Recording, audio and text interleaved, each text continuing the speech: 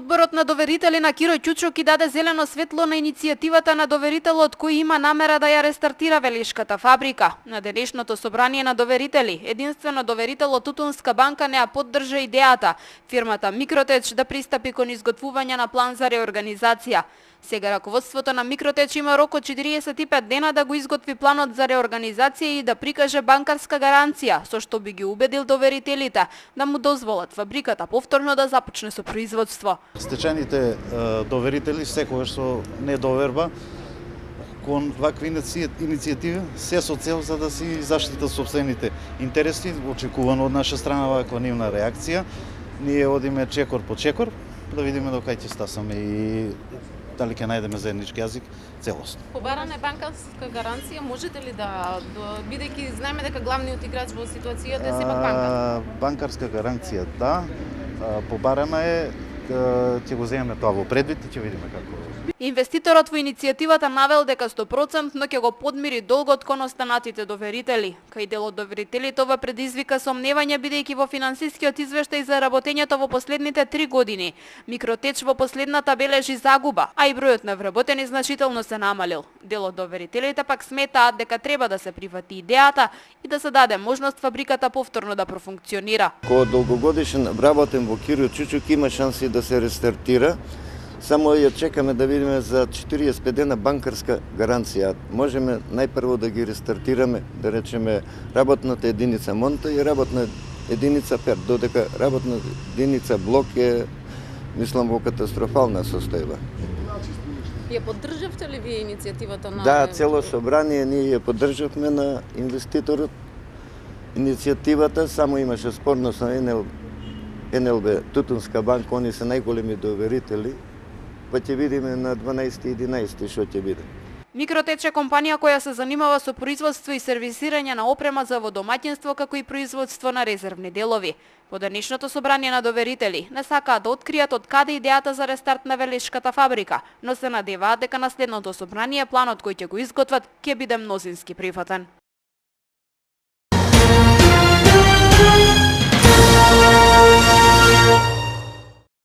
Трендот на смртност од кардиоваскуларни болести во Македонија е во постојан пораст. Ризик фактор за честа појава на болестите на циркулаторниот систем на срцево-садовниот систем, како и сериозни компликации пред времена смртност според лекарите се високиот крвен притисок, холестеролот во крвта, шеќерот во крвта, зголемената тежина, физичката неактивност, стресот.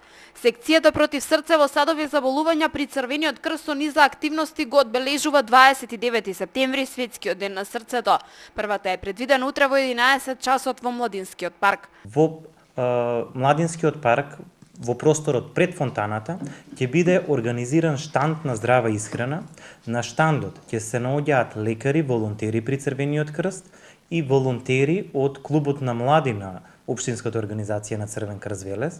На тие штандови ќе биде поделени совети за здрав начин на живот, за здрава исхрана, меѓутоа воедно и пациентите ќе имаат во можност да добијат мали пакети со здраво овошје, зеленчук, обесмастено сирење и мала количина на здраво вино за нивното срце. Во склоп на одбележувањето, утре на градскиот стадион е предвидено да се одржи крос. На истиот може да учествуваат сите граѓани, а во насока на истакнување на важноста на физичката активност во превенирањето на срцево-садовите заболувања. Лекарите велат дека кај населението неретко постојат заблуди за тоа што е добро, а што не за нивното срце. Причина број 1 за смртност, кардиоваскуларните заболувања и компликации од истите. Самите пациенти, самото жителство, граѓани, кај нив постои интерес. Доста често се робови на заблуди. И тоа е нешто што ние како лекари, а и волонтери во Црвениот крст, мораме да го сузбиеме, да го спречиме. Тие треба да ги знаат самите факти за самите заболувања и како може да ги спречат истите. Неопходно е да се превземат што повеќе акции и хепенинзи кои се во насока на подкревање на свеста кај граѓаните за рано превенирање на кардиоваскуларните заболувања, вели доктор Милчо Трајков. За нив кај волонтерите од Црвениот крст постои и желба и енергија, но истото не може да се каже и за бизнис заедницата која многу ретко се одлучува да ги поддржи. Ние се трудевме да воспоставиме контакти со бизнис секторот во нашата општина, не најдовме на интерес. Едноставно не покажа интерес.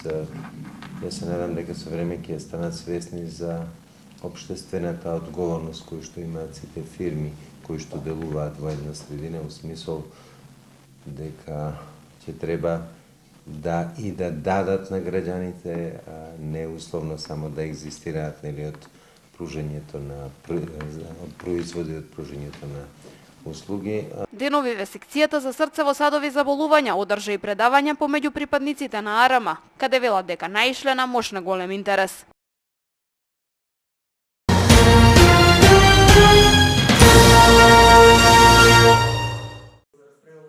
Изненадени сме од поедини директори кои дадоа коментар во вид на прашање, зошто токму нас како советници некој не прашал за одредени проблеми во образованието, велат од советничката група на Социјалдемократскиот сојуз.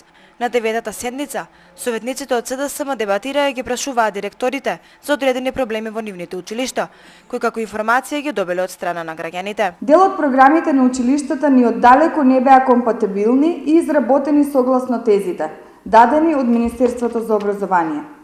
Сепак, во насока на позитивен импулс и стимул, во насока на квалитетно образование на нашите ученици, во насока на поддршка на училишните колективи, наставниците и професорите, а пред се учениците. Советничката група на коалицијата Сојуз на еднината на Македонија гласаше позитивно за сите програми на училиштата, освен за едно училиште за средно образование, каде навистина според нас програмата имаше големи отстапки, особено согласно тезите според кои се изработуваат програмите. Иако опозицијските советници не сакаа да кажат за кое училиште станува збор, сепак нагласија дека во едно од средните општински училишта работната атмосфера била недемократска. Посочи дека влада е некаква недемократска атмосфера во училиштето и на некој начин се малтретирани професорите, наставниците со тоа што треба да изготвуваат дневни подготовки секојдневно и сето тоа нели кое што всушност и е дел од нивната работа и програма треба да се испраќа на по мејл, да се испраќа во училиштето и потоа сето тоа цела таа нивна работа да ја проследи психолошко-педагошката служба. Сметаме како советничка група дека психолошко-педагошката служба има навистина други обврски во училиштето. Инаку 8-годишната програма на гимназијата Кочо Рацин која беше усвоена со 13 гласови за, другите програми беа усвоени едногласно. По ова прашање советничката група на Социјалдемократскиот сојуз се изјаснила како воздржана. Општинското основно училиште Рајко Жензифов го одбележува 28 септември, денот на бошњаците, со пригодна приредба во која учество зема ученици од различни етнички заедници. Училиштето го одбележи почетокот на реализацијата на проектот за меѓуетничка интеграција во образованието. Проектот ќе содржи всушност повеќе активности, екскурзии, излети, различни заеднички активности. Суштината на проектот е всушност сплотување и едно единство без разлика на етничката припадност на било кој ученик. Значи да бидеме сите исто, да растеме сите заедно, како што ќе биде и нашето денешно мото. Од Рајко Жензифов велат дека активностите кои ги предвидува проектот за мултиетничка интеграција во училиштата, иако не биле задолжителни во минатото, тие ги спроведувале. Па така децата во ова училиште ги прославуваат верските празници од сите религии кои се застапени во околината на училиштето, а сите останати активности ќе бидат засилени со самата интеграција на проектот. Ученици да не бидат посебен свет за себе, туку да го спознаат и поблискиот и подалечниот простор околу себе, да ги познаат различностите и на основа на тие различности да ја градиме едината. Тоа е и основата на проектот и во тоа се радувам што овој проект веќе се најавува и навлегува во образовниот систем. Да не излезе јас само постојам за себе, јас сум само бошњак, него без разлика кој е што е, без разлика на верска, етничка, да не речем социјална и која не друга основа, разликите да биде тоа поле на зближување, а не на разделување. На големиот процент од учениците во Рајко Жизифов се декларираат како бошњаци. За денот на бошњаците покрај низ игра и песна, тие представија својата традиција преку штандови на кои беа презентирани стари бошњачки предмети, како и повеќе традиционални бошњачки специјалитети.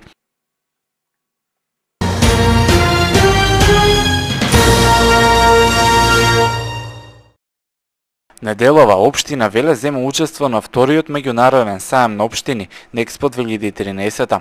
Сајамот е во организација на мрежата на асоциации на локални власти на Југоисточна Европа, а се одржува во Риека и Опатија во Хрватска. Општина Велес на овој сајам е предводена од градоначалникот Славчо Чадиев. Општината на сајамот има сопствен штанд со своја понуда на сите капацитети за привлекување на странски инвестиции, како и развој на регионалната соработка со општините од Југоисточна Европа. Се очекува институциите од регионот да потпишат и договор за воспоставување на прва регионална мрежа за половно деловно покружување со цел унапредување на конкурентност на локалните самоуправи и промоција на инвестиции во Југоисточна Европа. За време на сајамот, градоначалникот Чадиев го посети избратимениот град Самобор, каде се сретна со неговиот колега, градоначалникот Крешо Белјак. На средбата беа разменети информации и искуства за работењето на двете збратимени општини, како и некои предлози и идеи за понатамошна меѓусебна соработка на заеднички проекти.